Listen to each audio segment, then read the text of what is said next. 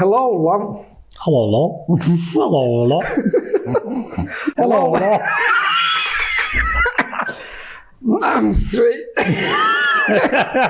I'm tired. What languages did you learn in 2024 and why? I would rather say what languages you did not learn in 2025. So 2024, I did some courses in a number of languages. So I was studying at the Oxford online, and I finished off some courses in Ladino, Hakatia. I don't even know what Hakatia is. Kivruli, and Karaim. They were the courses I covered at Oxford. What are these languages for those who don't know it? These are all apart from Ladino. Jewish languages. So languages that are used by the Jewish community in these different places. Some of them still used. Hakatia is no longer used in Morocco, but that's like a Ladino variety from Morocco.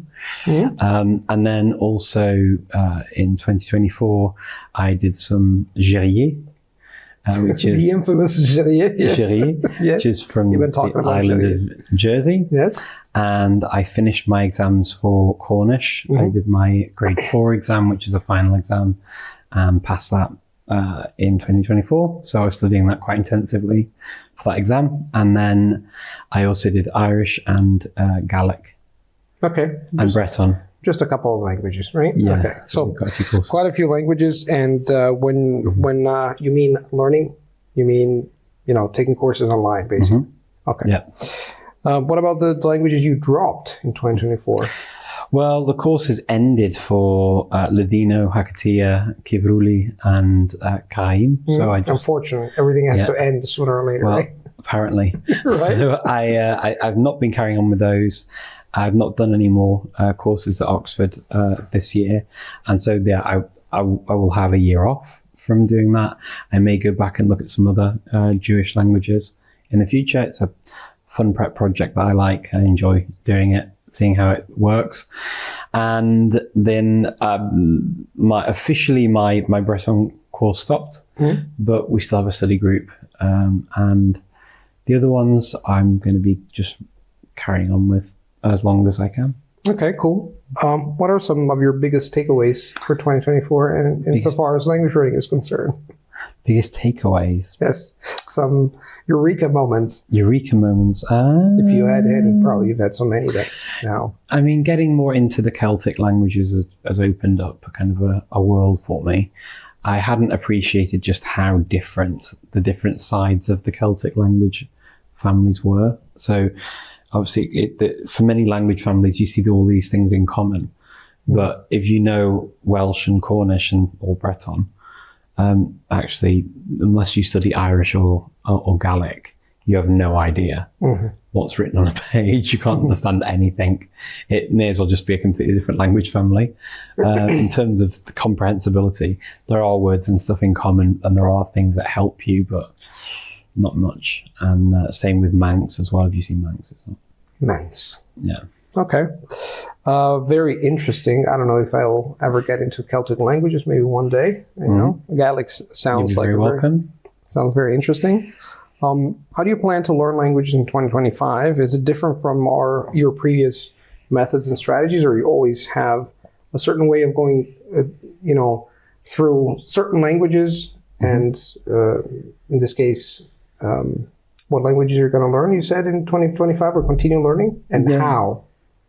Yeah, so I plan to carry on with my Celtic language studies and just deepen my knowledge of the Celtic languages. That's how are you going to do that? Through courses, or? Yeah, I like courses a lot. So I can tell.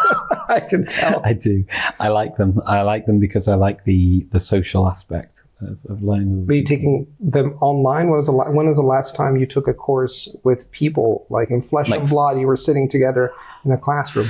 Before the pandemic, I was learning Macedonian Sign Language. Macedonian Sign Language. Yeah. There's another one I didn't know about that. So the mere fact that he speaks Macedonian, which is an exotic language for me, but I know your wife is Macedonian, you live in Macedonia, but it's Macedonian Sign Language. Yeah. That's an interesting one. Yeah. So I started doing that, and the pandemic hit, and the class was just cancelled. Okay. Yeah. You also did Turkish, right? The class from Macedonia. Turkish I did, in the classroom. I've also studied Albanian bits at a time in Macedonian.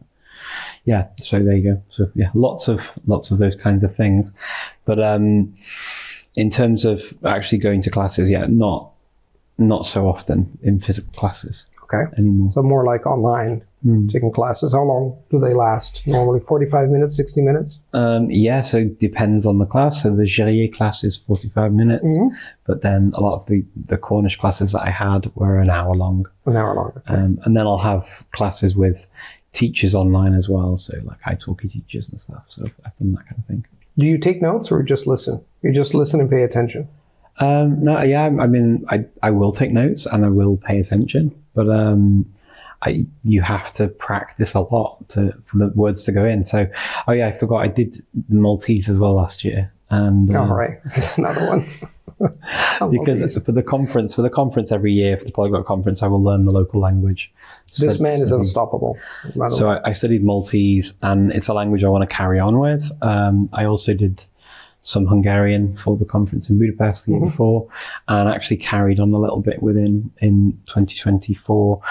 And I'll probably do some more of that later in 2025 as well, just to practice. Actually, I had a conversation group that I went to the other week, and just to practice my Hungarian again. Okay. It's not particularly good, but... Yeah.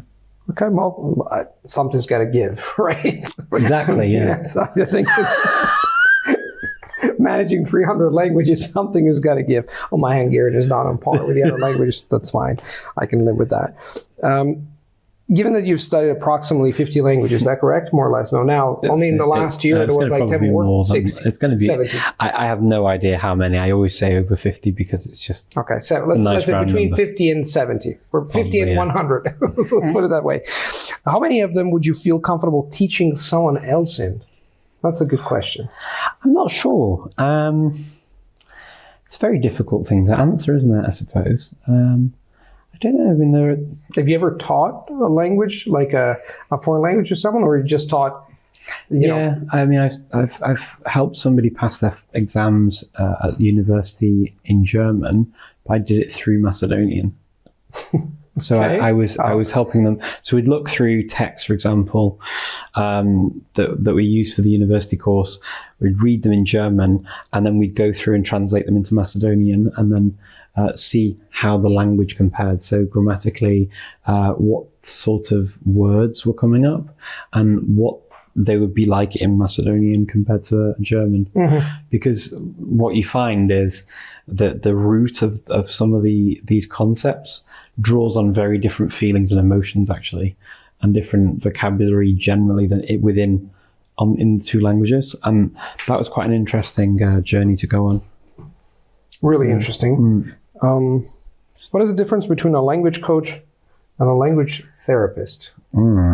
Because you are a language therapist, or better, you have worked within language therapy. Can you tell our audience what language therapy is? Already the concept of the coach, of a language coach, was not that well known 10 years ago. Now it's a little bit more popular. But what about language therapy? You've been doing that within the academy. We're going to talk about that in a second. But can you tell your audience what is it that you do? Yeah, sure. So I see three different things actually where we talk about this kind of activity. It's not teaching a language like as a teacher, as a regular teacher.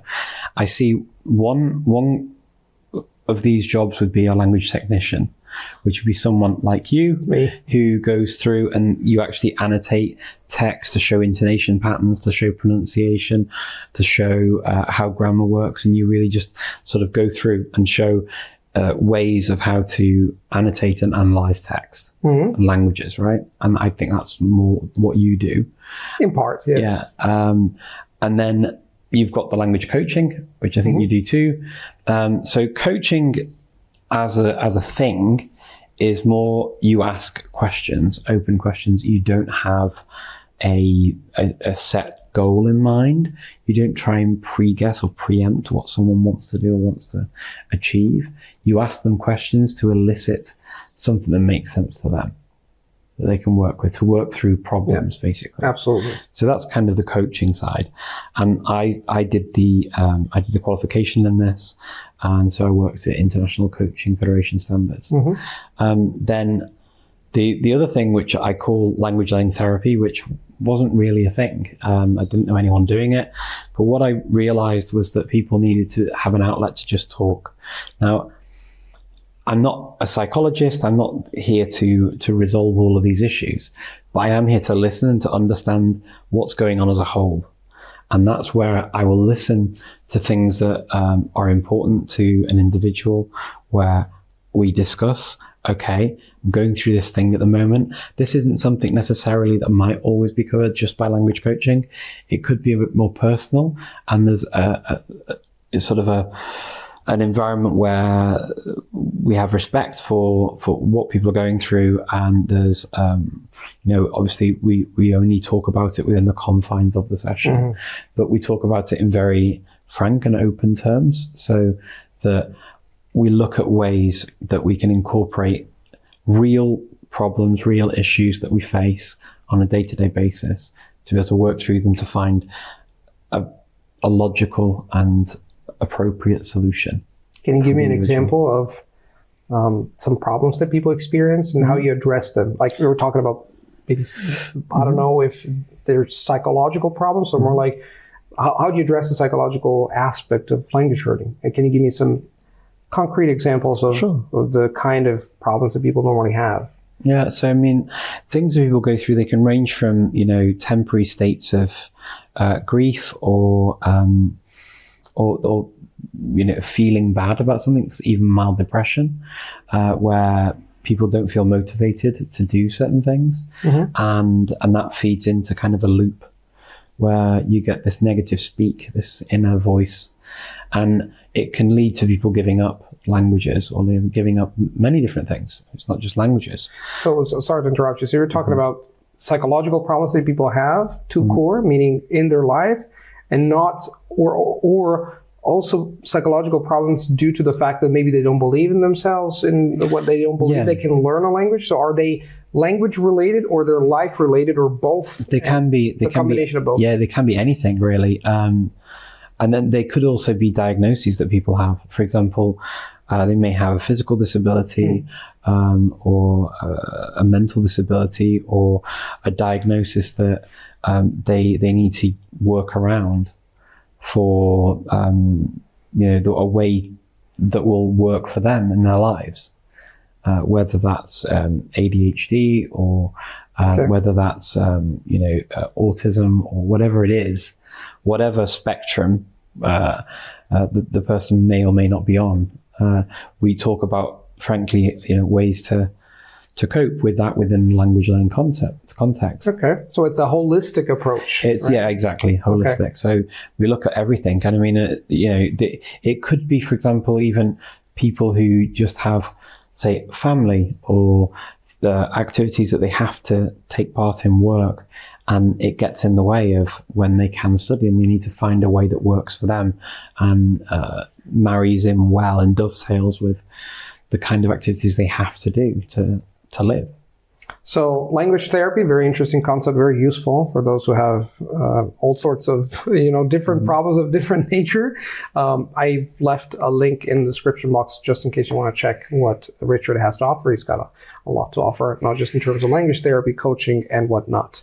A lot of skills in just one man. So let's continue, and let's talk about which languages or language have been the easiest for you to learn, and the language or languages that have been the most difficult. I think the easiest ones have been the ones that I've really taken to heart straight away, like German, where I was in the country, in a family, using them constantly, and you're sort of driven naturally to learn it because you have to for survival, because at that time there was no real internet like we know it today. So if I didn't speak German, I didn't really get to say what I wanted or to eat what I wanted or anything. So there was a real need to learn. But yeah, other languages clearly that are similar to other languages I already speak well were definitely easier to pick up, to communicate in the first instance, like other Romance languages or other Germanic languages or other Slavic languages after my first Slavic language. And then hard languages that I found really I struggled with, Georgian, which I've mentioned a few times. Georgian. Yes. Georgian I find difficult. I also found Japanese, particularly like learning the kanji and stuff and how you pronounce them differently. I mean, it's a world away, and I don't get to hear these languages in Europe very often, particularly in the part of Europe where I am most of the year. Okay. Are there any languages that you've dropped in the past that you'd like to come back in the near future? Maybe Japanese? I don't know. Yeah, I mean, there's loads. So Japanese and Korean, obviously, and Chinese, but also languages like Arabic. I've got this thing where I've started Arabic several times for projects and then it's not happened. I tend to understand more than I imagine sometimes when I hear Arabic. And it can freak people out because they go, "Oh, you're pretending you don't know it, but you actually do." And I'm like, "No, I really don't." But there are languages like that. Also, languages like Persian, I just think sound wonderful. So, yeah, maybe, and then get back into languages I've studied before, like Latvian or Finnish or Estonian, and many others that unfortunately I've lost a lot of. Again, something's got to give when you have to manage 50 to 100 languages, right? If you could start a SimCut School of Learning Languages, how would you structure the lessons slash classes? I mean, I think that there is something to be said about structures that already exist. I think as human beings, we appreciate and like things that we can point our finger at and show other people what we're doing and how we're doing it. So I think the CEFR levels, although not perfect, are a pretty good indicator of what you need to know at what level. So, I mean, I'd probably go for that as well. I think a lot of schools do that, and I think it makes sense. There's a lot of sense there. Whether or not I think, this kind of obsession with the C1, C2 level, which I find bizarre. Because, I mean, realistically, most people communicate on a B1, max B2 level on a day-to-day basis in most of the languages they speak. And I don't understand the obsession with the C1, C2 level. But otherwise, yeah, I mean, if you want to do something very specific. But otherwise, yeah, I like those levels. I think it's a good structure. And it's something that's quite neat and fits in with course books and things that we see more and more. What role does technology play in your learning process today? Especially with the arrival of AI, do you use AI to learn languages? How? What do you use? AI do. AI do. I do. AI do. Yeah, I do use AI. I use ChatGPT mostly, and that's really for sometimes sense checking texts or getting AI to write text that I can use to learn from or to explain something or to sometimes to help me with drafting things. That's why I find it quite useful on a practical level. Also, if I want to speak and just practice speaking, it's quite useful. You do that. You take your iPhone and then you talk to it. Yeah, exactly. And you have a conversation. Yeah. Okay. What are the most effective methods or techniques you've discovered for learning a new language? Do you have something that is specific to you? I don't know, shadowing or talking to yourself, or you rely mainly on classes when you learn languages? Yeah, talking to myself. I mean, I think that's something that I think a lot of people do. The polyparrot? I don't know. That was a different concept. We talked about the polyparrot in another video. I love that. Parroting, yeah. I do think that, speaking to yourself to try and get that practice in and saying what you want to say is important. You do that? Yeah. You do that often or? Yeah, pretty often. Okay. Yeah. Spend the whole day talking to yourself. Sitting there going, depending on whether it's Cornish, Maltese, or one of those. Or Irish or something, yeah. It's just fun to kind of let the words trip off your tongue. And I think to hear it yourself, how it sounds and listening to what it sounds like compared to recording or something else. So that's a lot of fun. But yeah, I mean, is there one specific thing that I do? Not really. There are lots of different things that I do depending on what I'm doing and where I am and what the language is, for example. So this is why, I mean, I've learned several languages in several different ways. So I can never say, there's one way to learn a language. It's just from my own experience. There have been several ways that I've learned languages. Fair enough. it depends where I am, what my headspace is, and what's happening in my life and what fits with my life at that particular time. Yeah, excellent. So I think the point is, you learn language by doing lots of different things. There's never one thing, one magical technique that is going to solve, one size fits all formula that is going to solve the problem of language learning. Just regular study. I mean, that's the one thing that makes a big difference. If you're doing it regularly, that's the one thing that makes a difference. I mean, if you go at a language and you say, I'm going to do it once a week or twice a week even, don't expect... It ain't going to cut it. Don't expect the huge moving of the needle, as you say. Move the needle. You like that? There you go. Yeah, look at that. Look at that boy. What advice would you give to someone just starting their language learning right here, right now? Someone comes and just is listening to us for the first time and doesn't know anything about language learning, and they want to learn, I don't know, Spanish. What would be your advice? I'd need to talk to the individual to understand their situation, because I think I could give general advice, but the thing is if you don't follow the advice and you don't know how to follow the advice, then you're only going to end up being disappointed if you don't really know what to do with it.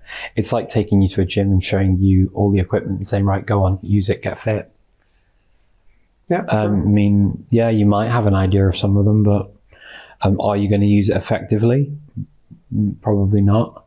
And so, like having a personal trainer in a way helps, right? Yeah. So yeah, the gym as language learning makes total sense. What common mistakes do you see language learners making, and can they avoid these mistakes? Being worried about making mistakes is probably the big thing. People worry a lot, too much, I'd say, about sounding silly, not saying the right thing, not getting it right, not learning quickly enough. Oh, I've forgotten these words. Oh, I must be stupid. No, you're just a human. And it's quite normal that you're going to forget a lot of things. You're going to get things wrong. You're going to make mistakes. It's fine. That's one thing. And that in turn can often lead to people stopping with the learning or taking breaks. And then when you take a break, you take, I'll start next week again, or I'll start next month again, or whatever else. Especially you see that at the start of a year, New Year's resolution, I'm going to learn a language. And then it works maybe for the first few days of January or a week. This year I'm going to learn Greek And then when do you start again? When the week after, the month after, the year after, when do you start? And I think it's breaking that kind of mentality. There's a really nice saying, and I think this is good for languages too. So the saying goes like this: when's the best time to plant a tree that you want to sit in its shade? Well, 20 years ago is the best time to plant that tree, right? Yeah. But the second best time to plant the tree is just now, right now. And so it is with language learning. So yeah, the best time might have been, 5 years ago when you started Spanish that first time and did it for a week, 2 weeks, a month, and then something happened and you fell off the wagon and you couldn't really do it anymore. But instead of letting that hold you back, pick it up again now, like today, because that's the second best time to start. Great piece of advice, guys. And I fully agree. I wholeheartedly concur.